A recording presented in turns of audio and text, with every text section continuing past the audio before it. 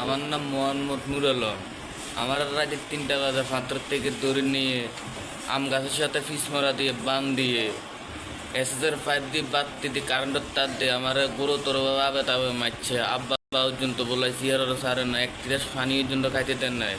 আমার বাড়ি হলো 8 নং ওয়ার্ড কাশীনগর উত্তর যাত্রাপুর। আমার গুরুতরভাবে মারছে।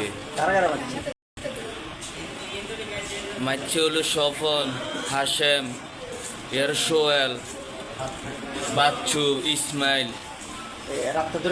রাত্রে দৌড়ে লিয়ে গেছে। আমি মা ধরতেম গেছি, আমার ইসমরা দিয়ে চৌকে বেড়া তেনা বান্ধি লিয়েছে, একজন হাত বান্ধি লিয়েছে।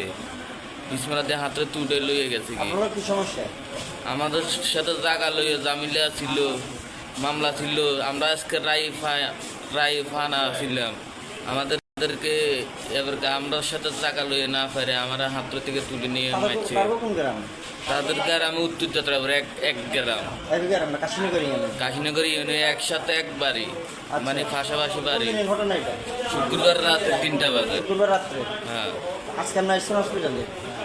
কালকে কালকে। ভাবা যায় সামান্য জমি নিয়ে মানুষকে এভাবে নির্যাতন করা যায়?